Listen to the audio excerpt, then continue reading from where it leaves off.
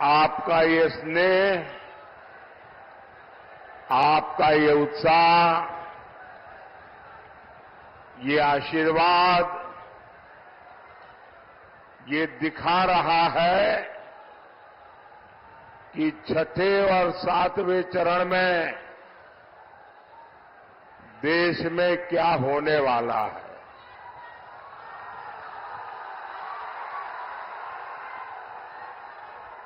अभी कल ही पहले 5 चरण का चुनाव पूरा हुआ है। पहले चरण में इंडी गठबंधन पस्त हो गया था।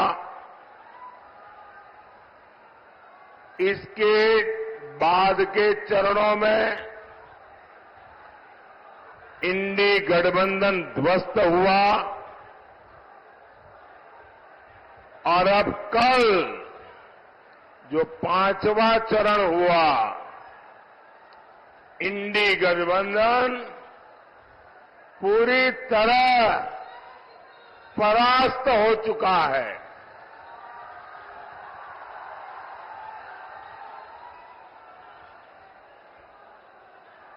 खुद को जनता का माई बाप समझने वाले इन्हें जनता ऐसी करारी हार देगी, ऐसी करारी हार देगी कि दुनिया देखती रह जाएगी।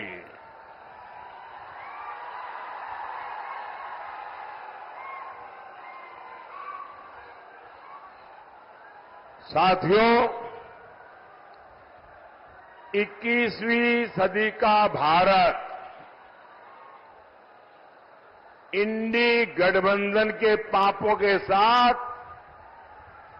आगे नहीं बढ़ सकता।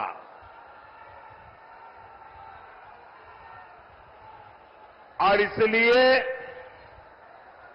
हर चुनाव में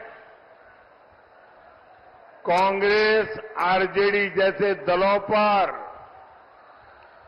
जनता जोर का प्रहार कर रही है। 4 जून को इंडी वालों के इरादों पर सबसे बड़ा प्रहार होगा। ये प्रहार होगा देश में भ्रष्टाचार पर, ये प्रहार होगा तुष्टीकरण की राजनीति पर, ये प्रहार होगा टुकड़े टुकड़े गैंग पर, ये प्रहार होगा समाज को लड़ाने वाली गंदी सोच पर, ये प्रहार होगा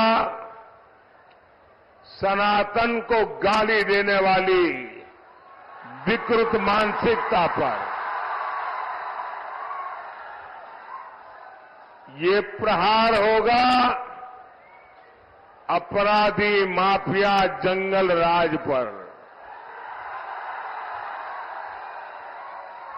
ये प्रहार होगा महिला विरोधी मानसिकता पर। साथियों, यहां चंपारण में पूज्य बापू ने सत्याग्रह और स्वच्छाग्रह का प्रयोग किया था। आजादी के बाद इसी से प्रेरणा लेकर कांग्रेस को देश में सफाई के लिए आंदोलन करना चाहिए था। पूज्य बापू की स्वच्छता की जो अपेक्षा थी, देश में स्वच्छता एक संस्कार बनाकर बापू को सबसे बड़ी श्रद्धांजलि देने का उन लोगों को अवसर मिला था, लेकिन उन्होंने सत्ता में आने के पहले दिन ही बापू को पूरी तरह छोड़ दिया, बापू के विचारों को छोड़ दिया, बापू के आचारों को छोड़ दिया, बापू के आदर्शों को छोड़ दिया। और उन्होंने क्या किया? उन्होंने अपना सारा ध्यान सिर्फ और सिर्फ एक परिवार को आगे बढ़ाने पर जोर लगा दिया। कांग्रेस और उसके साथियों ने मिलकर देश के 60 साल बर्बाद कर दिए। 3-3, 4-4 पीढ़ियों का जीवन तबाह कर दिया। आजादी के 60-70 साल बाद जब आपने एक गरीब मां के बेटे को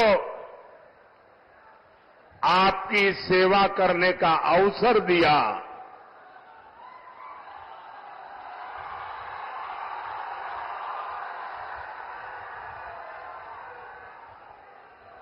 और 60-70 साल बाद जब मोदी आया, तब घर घर शौचालय पहुंचा।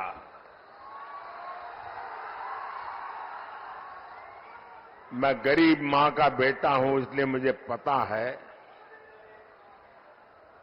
कि हमारे देश की महिलाओं को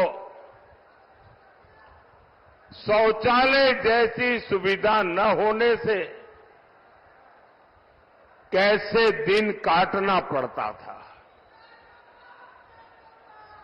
या तो सुबह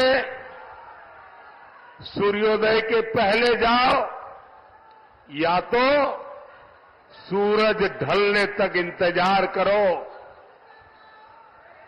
और इसके कारण मेरी माताओं बहनों के शरीर के स्वास्थ्य पर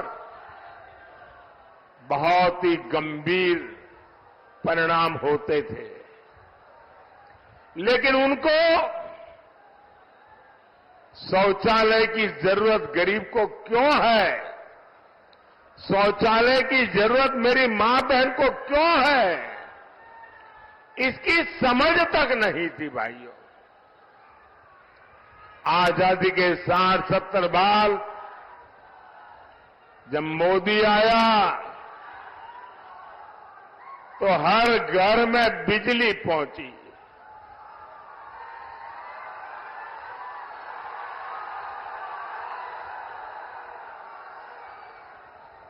ये मोदी है जिसने हर घर में गैस पहुंचाने का बीड़ा उठाया। ये मोदी है जो हर घर तक नल से जल पहुंचाने के लिए दिन रात मेहनत कर रहा है। कांग्रेस और आरजेडी जैसे उसके साथियों ने आपको सिर्फ और सिर्फ तरसा कर रखा। गरीब और गरीब होता रहा। इन 60 सालों में इन लोगों ने बड़े बड़े महल बना लिए। स्विस बैंक में अकाउंट खुल गए। आपके पास पेट भरने को अन्न नहीं था। लेकिन इन लोगों को तिजोरी में नोटों की गड्डियों, नोटों के पहाड़, उनकी अलमारियां नोटों से भरी रहती है। आपके बच्चों के पास पढ़ने के लिए स्कूल नहीं था, लेकिन इनके बच्चे विदेशों में जाकर पढ़ते रहे। गरीब परेशानी में था, मुश्किल में था, लेकिन इन्हें कोई फर्क नहीं पड़ता था। साथियों, देश में गरीब की पूछ तब शुरू हुई जब गरीब का ये बेटा प्रधान सेवक के रूप में आपकी सेवा में खपने लगा। पिछले 10 साल में मोदी का बहुत सारा समय पिछली सरकारों के गड्ढे भरने में निकला है। जो काम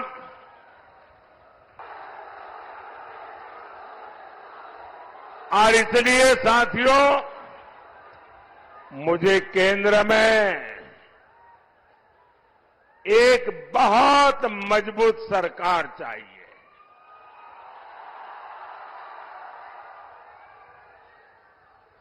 और मजबूत सरकार मोदी को, मोदी के परिवार को मजबूत बनाने के लिए नहीं, मजबूत सरकार आपके बच्चों के भविष्य के लिए।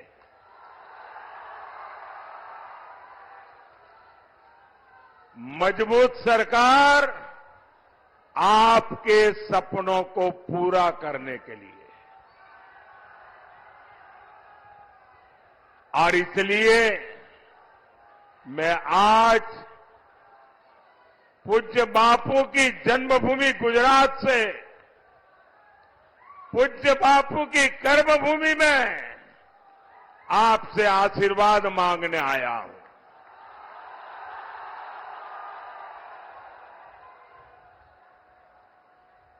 साथियों, मैं हिंदुस्तान के कोने कोने में जा रहा हूं। जनता जनार्दन के दर्शन करने के लिए जा रहा हूं। 10 साल के मेरे काम का हिसाब देने जा रहा हूं। और जहां भी गया हूं, एक ही स्वर सुनाई दे रहा है।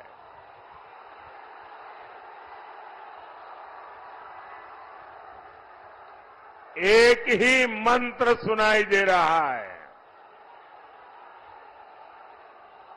एक ही गूंज सुनाई दे रही है। फिर एक बार, फिर एक बार, फिर एक बार, अब की बार, अब की बार 4 जून।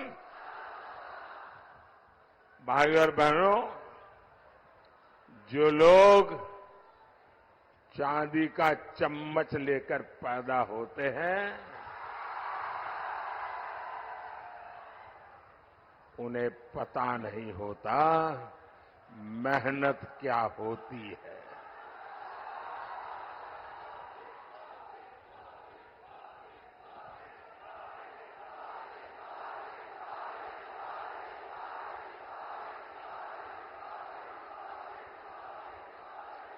मैंने सुना है कि यहां कोई घूम घूम कर कह रहा है कि 4 जून के बाद मोदी को बेड रेस्ट होगा।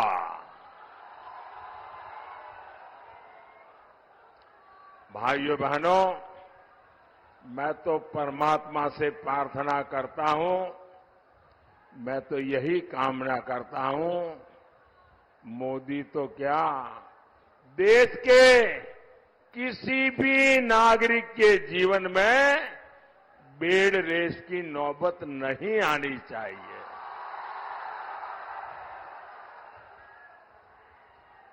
देश का हर नागरिक ऊर्जा से भरा हुआ हो, उत्सव भरी जिंदगी जीता हो, लेकिन जंगल राज के वारिस से और अपेक्षा भी क्या की जा सकती है। और ये सब ऐसे ही है। आपने देखा होगा कांग्रेस वाले क्या कहते हैं, मोदी तेरी कब्र खुदेगी, मोदी तेरी कब्र खुदेगी। इनका एक काउंटर पार्ट है उत्तर प्रदेश में, और उत्तर प्रदेश का शहजादा क्या कहता है, अब मोदी के आखिरी दिन बनारस में है, इसलिए उन्होंने बनारस में अंतिम गृह की व्यवस्था की है। साथियों, इस चुनाव में इन लोगों के पास मोदी को गाली देने के सिवाय कोई मुद्दा नहीं है। कोई कह रहा है कि मोदी की कब्र खो देंगे, कोई कह रहा है मोदी को गाड़ देंगे। कांग्रेस के शहजादे मोदी की आंखों में आंसू देखना चाहते हैं। अरे इंडी वालों,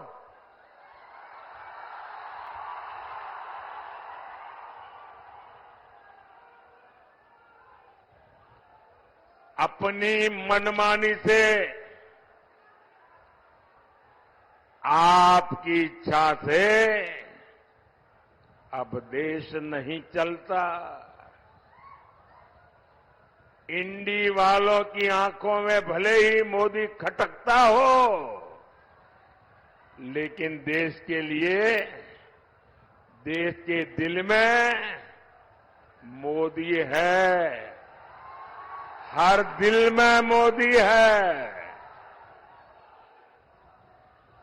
और हर दिल एक ही बात कह रहा है, फिर एक बार, फिर एक बार, फिर एक बार।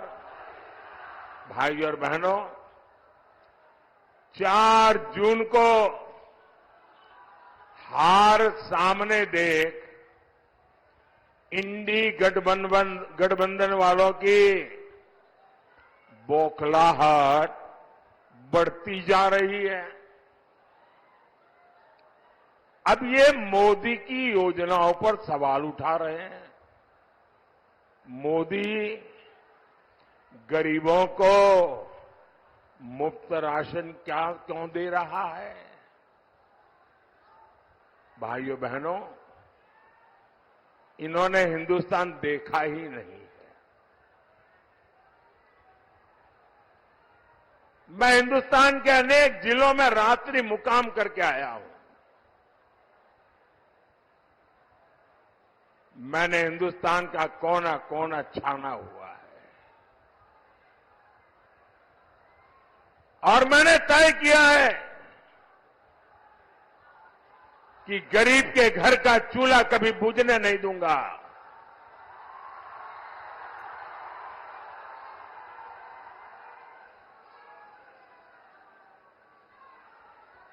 रात को जब बच्चे भूखे पेट सोते हैं तो उस मां पर क्या बीतती है, इसका मुझे पता है। और इसलिए मोदी गरीब को मुफ्त राशन देता है, देता रहेगा।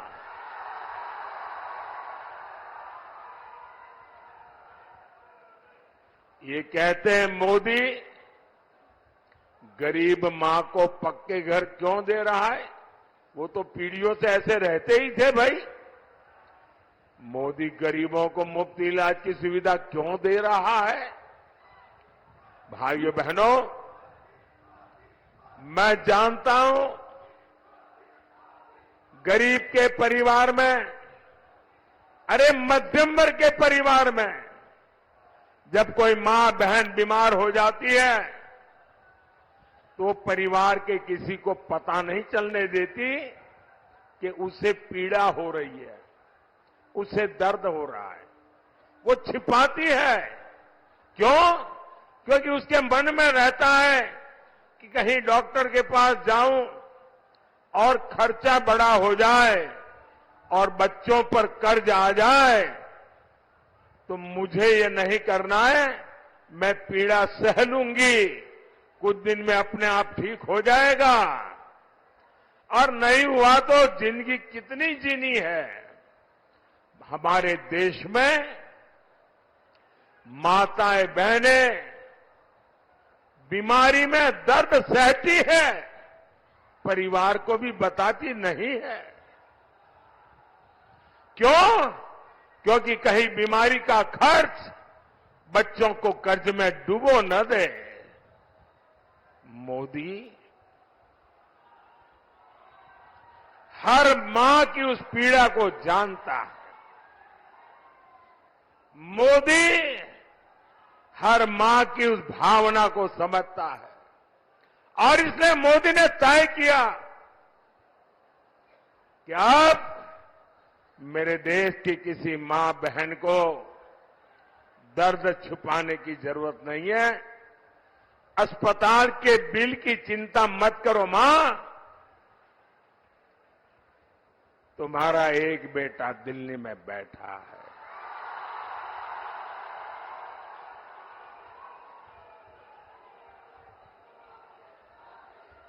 अब तुम्हारी बीमारी का खर्च ये तुम्हारा बेटा उठाएगा।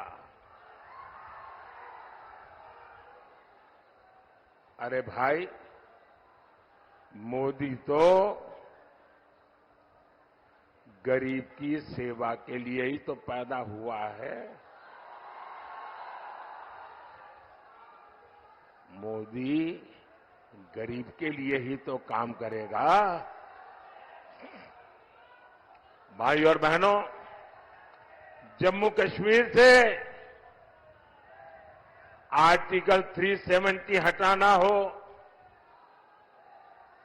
राम मंदिर का निर्माण हो,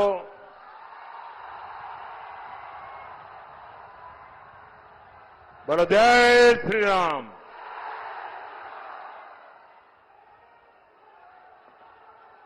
अब ये कैसे लोग हैं? प्रभु राम के लला का प्राण प्रतिष्ठा का कार्यक्रम, भव्य राम मंदिर का निर्माण, ये मंदिर वालों ने उनके घर जाकर निमंत्रण दिया कि आप प्राण प्रतिष्ठा में आइए। उन्होंने निमंत्रण ठुकरा दिया। राम लला के प्राण प्रतिष्ठा का निमंत्रण ठुकरा दिया। ये ऐसे लोग हैं कि एक इंसान जिस पर अदालत ने चोरी करने के गुनाह में सजा की है, जो जेल काट रहा है, बीमारी के कारण घर आने का अवसर मिला है, उसके घर जाकर के बढ़िया बढ़िया खाना पका करके खाने की फुर्सत है, लेकिन राम लला के यहां जाने की फुर्सत नहीं है।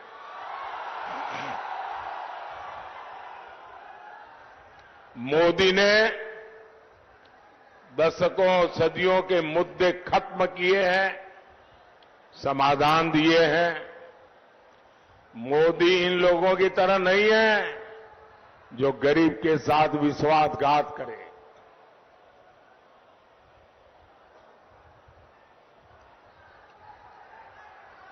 मैं तो जहां जाता हूं अपने काम का रिपोर्ट कार्ड देता हूं। मैं इंडी गठबंधन वालों से पूछता हूं, भैया बताओ अरे तुम्हारा रिपोर्ट कार्ड क्या है? जो लोग नौकरी के बदले जमीन अपने नाम लिखवा ले, वो युवाओं के बारे में सोच सकते हैं क्या? वो युवाओं का भविष्य बना सकते हैं क्या? जिनके जंगल राज में सिर्फ बम बारूद और कट्टों का कारोबार फला फूला, जिनके जंगल राज में भूमाफियाई फले फूले, जिन्होंने बिहार को अपहरण और फिरौती की इंडस्ट्री दी, जो कभी बिहार भला नहीं कर सकते। नीतीश जी ने जिस मेहनत से बिहार को उन स्थितियों से बाहर निकाला है, वो बहुत सराहनीय है। आज हमारे मित्र सुशील मोदी जी हमारे बीच नहीं है। इतिहास जब अवलोकन करेगा तो नीतीश जी और सुशील जी का नाम जंगल राज को समाप्त करने वालों में गिना जाएगा। साथियों, बिहार ने दशकों तक पलायन का दौर देखा है, लेकिन एनडीए सरकार के प्रयासों से अब पलायन रुक रहा है। बिहार के युवाओं को यहीं पर रोजगार के अवसर मिल रहे हैं। आप मुझे बताइए, चंपारण में केंद्रीय विश्वविद्यालय बना है, खेती के लिए रिसर्च सेंटर बना है, सरदार पटेल सहकारी प्रशिक्षण संस्थान बना है, सिलेंडर का प्लांट लगा है, इफ्को बाजार बने हैं। ये सब कुछ क्या आपने आप चल रहे हैं क्या? इनमें रोजगार नहीं मिला क्या? यहां इतना बड़ा डेयरी प्लांट बना है, इससे हजारों पशुपालकों को, माताओं बहनों की आय बढ़ी है। इसमें किसी को रोजगार नहीं मिला है क्या? ये जो पुल बन रहे हैं, हाईवे बन रहे हैं, रेलवे स्टेशन आधुनिक हो रहे हैं, ये बिना किसी को रोजगार दिए बन रहे हैं क्या? क्या जादुई चिराग से बनते हैं क्या? भाइयों बहनों, जंगलराज वालों ने आजकल आरक्षण का और संविधान पर दिन रात जोर जोर से झूठ बोलने का एक बड़ा अभियान चलाया है। सच्चाई ये है कि बाबा साहब आंबेडकर न होते तो नेहरू जी एससी एसटी को आरक्षण नहीं मिलने देते। उन्होंने तो मुख्यमंत्रियों को चिट्ठी लिख करके विरोध किया था, नेहरू जी ने। नेहरू जी से लेकर राजीव गांधी तक इस परिवार के जितने प्रधानमंत्री हुए, सबने ओबीसी आरक्षण का विरोध किया। कांग्रेस ने गरीब, एससी, एसटी, ओबीसी, महिला का हर किसी को धोखा दिया। इसलिए आज सिर्फ एक ही वोट बैंक उनके पास बचा है। अब इस वोट बैंक को खुश करने के लिए एससी, एसटी, ओबीसी का आरक्षण धर्म के आधार पर आपसे छीन करके वोट जिहाद वालों को देना चाहते हैं। संविधान क्योंकि इसकी इजाजत नहीं देता, इसलिए ये संविधान बदलना चाहते हैं। साथियों, मोदी का ट्रैक रिकॉर्ड आपके सामने है। 10 साल में करीब करीब 400 संशोधनों का समर्थन हमारे साथ रहा है। मोदी ने इसका उपयोग गरीब, दलित, पिछड़े, वंचित, उन्हें सशक्त करने के लिए किया है। एनडीए ने पहले दलित बेटे को और फिर हमारे देश की आदिवासी बेटी को संविधान का सर्वोच्च पद, राष्ट्रपति पद पर बिठाया। हमारी सरकार है जिसने पिछड़ा वर्ग आयोग को संवैधानिक दर्जा दिया।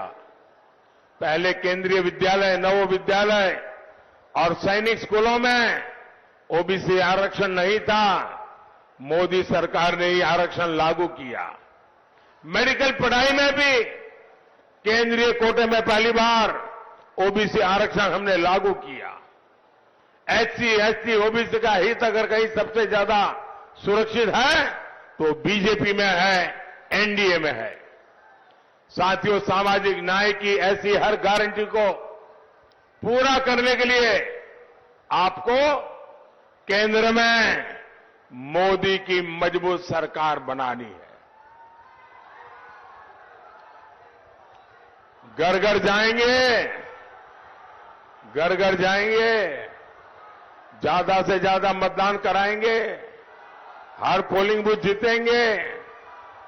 देखिए, पूर्वी चंपारण से श्रीमान राधा मोहन जी, पश्चिमी चंपारण से संजय जायसवाल जी, वाल्मीकि नगर से सुनील कुमार जी, शिवहर से बहन लवली आनंद जी को भारी मतों से विजयी बनाना है। मेरा एक और काम करिएगा, करेंगे? जरा हाथ ऊपर करके बताइए, करेंगे? ऐसे नहीं, पूरी ताकत से बताइए, करेंगे? यहां से जाने के बाद ज्यादा से ज्यादा घरों में जाइए, ज्यादा से ज्यादा परिवार में जाइए और जाकर के कहिएगा कि मोदी जी आए थे, मोदी जी ने परिवार के सबको राम राम कहा है। मेरा राम राम कह दोगे? हर घर में मेरा राम राम पहुंचा दोगे? बोलिए भारत माता की, भारत माता की, भारत माता की। बहुत बहुत धन्यवाद।